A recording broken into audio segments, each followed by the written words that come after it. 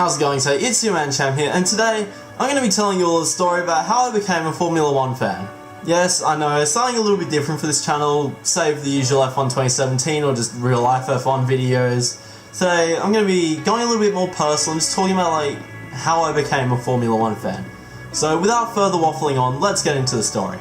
And so yeah, it all starts with my dad. Basically, back when he was about my age, if not a bit younger, he fell in love with F1 because of the Niki Lauda and James Hunt sort of rivalry. You know, mid-70s, late 70s, the glitz, the glamour, everything.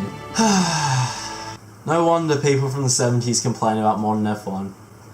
Seems so much better back in those days.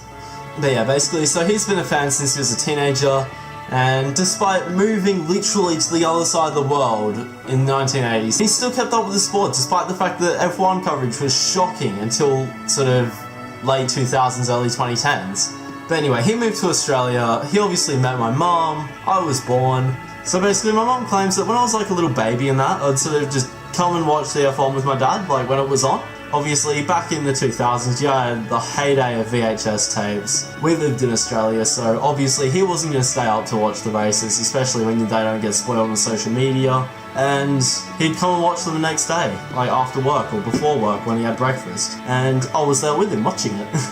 But really, I sort of didn't have the attention span to obviously watch a full F1 race, so I sort of watched bits of them. Like, I can literally remember, for some reason, like, I think there's Malaysia 2003 or something like that. I've just got like this sort of memory encapsulated in me of like Rubens Barrichello going around the penultimate corner or something like that. Anyway, I didn't actually get into the sport until sort of 2004, but before then, as you could probably expect, not many, if any, little kids have any sort of attention span whatsoever.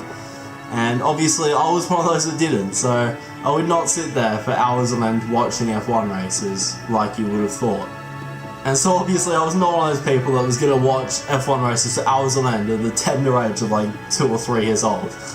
My involvement in F1 was sort of just restricted to watching like bits of it every now and again, and of course playing PlayStation games. Yes, that's right, I started playing PlayStation sort of back when I was like 2 or 3 or so, and the very first game I had on it was Formula 1 from 1995, the original F1 game.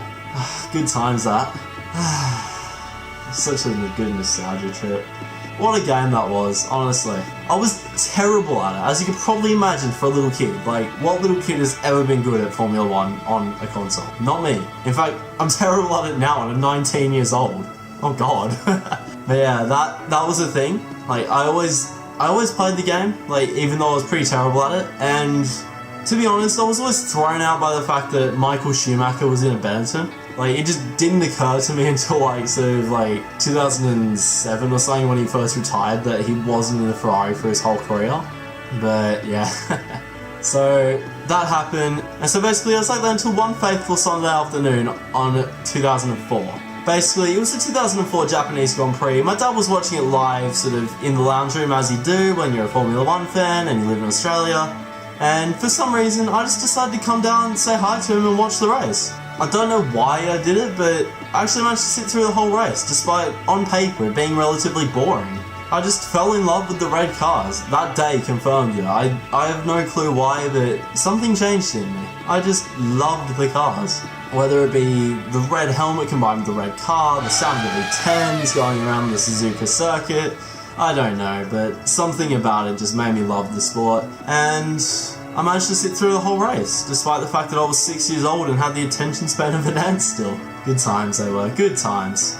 And basically I've been a massive F1 fan since, collecting all sorts of things, from books, DVDs, t-shirts, hats, God knows what else, a lot of things. In fact, I'm looking at my wall right now. Up there is a Michael Schumacher poster.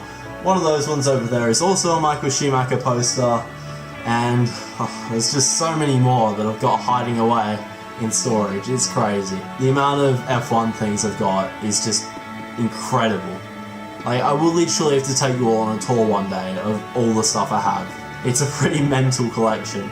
So basically there you have it. Like, ever since that day in 2004, I've been a fanatic F1 fan. Like, I have no idea why, but it just sort of clicked into me that I liked the sport, and I sort of just realised what it was.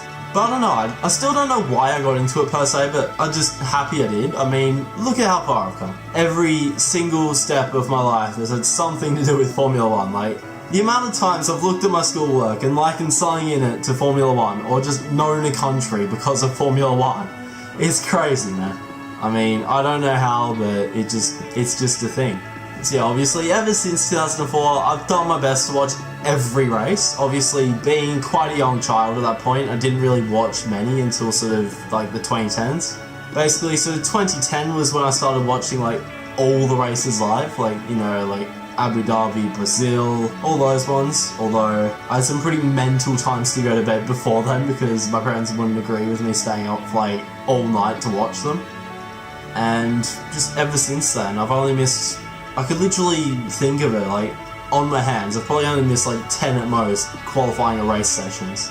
And then, obviously, I created the F1 Banter Facebook page, which has just completely changed me. Like, I never thought I'd have any sort of fan base to write home about, and this is just mental. Like, I never thought F1 would do this for me, but I guess we'll find out. There's more in stock, there's plenty more. And yes, obviously I remember page in 2012, that's just blown up out of nowhere in the past, say, like, year and a half or so. And I'm just happy that on that random day, like, back in 2004, I just randomly fell in love with the sport. And so there you have it. There's how I got into F1. How did you get into F1? Be sure to comment your story below. Anyway, if you liked the video, be sure to leave a like, go and subscribe down there somewhere, I don't know where the button is, and be sure to look out for more videos by turning the notifications bell on as well. Anyway, it's been your man Cham, and I will see you next time.